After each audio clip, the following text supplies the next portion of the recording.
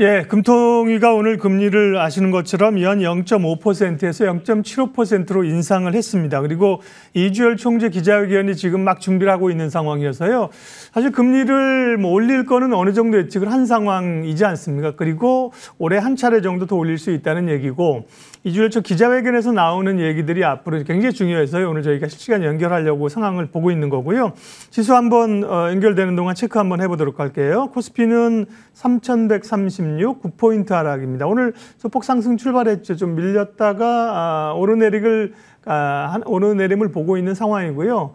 코스닥은 상대적으로 4포인트가량 올라서요. 상승세를 나타내고 있습니다. 다만 이게 코스피가 밀리는 것들이 아까도 말씀드렸습니다만 금통위가 금리를 올려서 그러느냐 그 영향은 크지는 않다고 보는 거죠. 이제 외국인들이 여전히 오늘도 그래서 코스닥을 순매도를 하고 있어서 외국인들에 대한 이제 부담들이고요.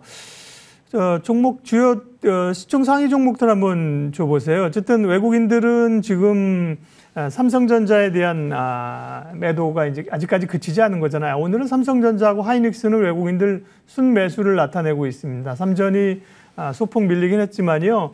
지금 외국인들, 기관들, 삼전 하이닉스는 둘 다 순매수로 들어옵니다. 환율도 조금 내려서 1,167원. 금리를 올리게 되면 원하는 이제 강세 구조로 가는 게 이제 맞거든요. 1,167원입니다. 네.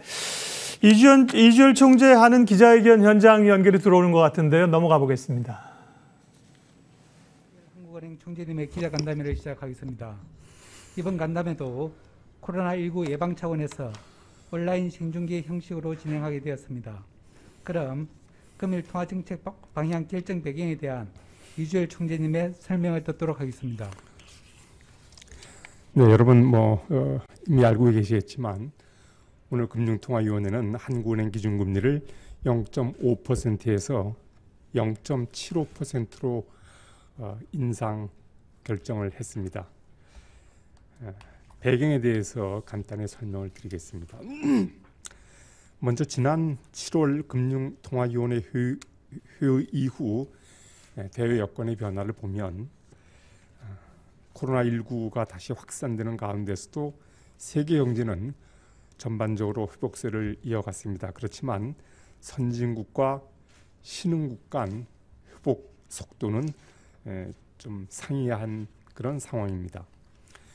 미국 경제는 고용 상황이 빠르게 개선되면서 견조한 회복세를 이어갔으며 유로 지역도 방역 조치에 따른 경제활동 제약이 상당 부분 완화됨에 따라 회복 흐름이 빨라졌습니다. 그렇지만 신흥시장국의 경우에는 중국 경제의 성장세가 다소 둔화되었고 여타 국가들도 대체로 회복 흐름이 더딘 상황입니다. 국제금융시장에서는 델타 변이 확산의 영향으로 주요국 국채 금리가 하락하였고 미 연준이 연내 테이퍼링을 시작할 수 있다는 기대가 높아지면서 미 달러화는 강세를 나타내고 신흥국 주가는 하락하였습니다. 국내 경제도 양호한 회복 흐름을 이어갔는데 민간 소비가 최근 들어 코로나19 재확산과 그에 따른 사회적 거리두기 강화의 영향으로 다소 부진한 모습을 보이고 있지만 수출이 글로벌 경기 회복에 힘입어 호조를 지속하고 설비 투자도 견조한 흐름을 나타내었습니다. 소비자 물가 상승률은 석유류와 농축수산물 가격이 높은 오름세가 이어지고 개인 서비스 가격의 상승폭이 확대되면서 7월 중 2.6%로 높아졌습니다. 식료품과 에너지 가격을 제외한 근원 인플레이션율은 7월 중 1.2%로 전월과 같았습니다. 국내 금융시장은 국제금융시장과 비슷한 움직임을 나타내었습니다. 국고채 금리가 미 국채 금리 움직임 그리고 국내 코로나19 재확산 등의 영향을 받아 장기물을 중심으로 하락하였으며 주가는 8월 들어 반도체 업황에 대한 우려 그리고 미 연준의 연내 테이퍼링 시작 가능성 등으로 반락하였습니다. 원달러 환율은 글로벌 달러화 강세와 외국인 주식 순매도 확대 등의 영향으로 상당폭 상승하였습니다. 다만 이번 주 들어서는 금리와 주가가 반등하고 원 달러 환율이 하락하는 등 투자 심리가 다소 회복되는 모습을 보이고 있습니다. 금융 안정 상황을 살펴보면 가계대출은 7월 중 증가 규모가 더욱 확대되었는데 주택 관련 대출과 기타 대출 모두 큰 폭으로 늘어났습니다. 주택 매매 가격은 수도권과 지방 모두에서 높은 오름세를 지속하였습니다. 지난 5월 경제 전망 이후 경제 여건 중 가장 두드러진 변화는 국내외에서의 코로나19 재확산인데 그에 따른 파급 영향 그리고 또 여타 여건의 변화를 고려하여 앞으로의 국내 경제를 다시 한번 짚어보았습니다. 그 결과 금년중 경제 성장률은 지난 5월 보았던 대로 4.0%를 나타낼 것으로 그렇게 전망되고 있습니다. 이는 민간 소비 회복 흐름이 코로나 재확산 영향으로 주춤하고 있지만 앞으로 백신 접종 확대와 추경 집행 효과 등으로 점차 개선될 것으로 예상되는 점 그리고 수출과 설비 투자가 견조한 회복세를 이어갈 것으로 전망되는 점을 반영한 것이 그런 결과입니다.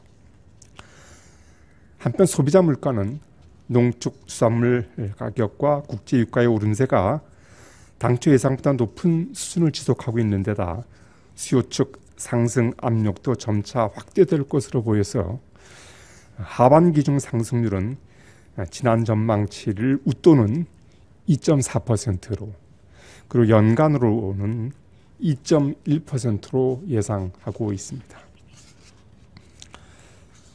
오늘 금융통화위원회는 코로나 바이러스 확산세가 지속되고 있지만 앞으로 백신 접종 확대, 수출 호조 등으로 견실한 경기 회복 흐름이 이어질 것으로 전망되는 점 그리고 두 번째로 물가 상승 압력이 당분간 높은 수준을 나타낼 것으로 예상되는 점 그리고 세 번째로 완화적 금융 여건 하에서 금융 불균형 위험이 계속 누적되고 있는 점을 고려해서 기준금리를 0.25%포인트 인상하기로 결정하였습니다. 앞으로 한국은행은 지난해 코로나 위기 상황에 대응하여 크게 확대하였던 통화정책의 완화 정도를 경기 개선 정도에 맞추어 점진적으로 조정해 나갈 계획입니다. 완화 정도 추가 조정의 시기는 향후 코로나19 전개와 성장 물가 흐름의 변화 그리고 금융 불균형 상황 이외의 주요국 통화정책의 변화 등을 면밀히 점검하면서 판단해 나갈 것입니다.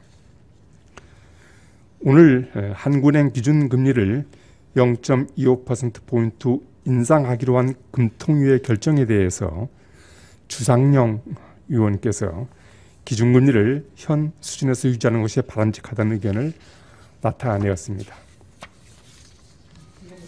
응답 시간을 갖겠습니다. 기자들의 질문은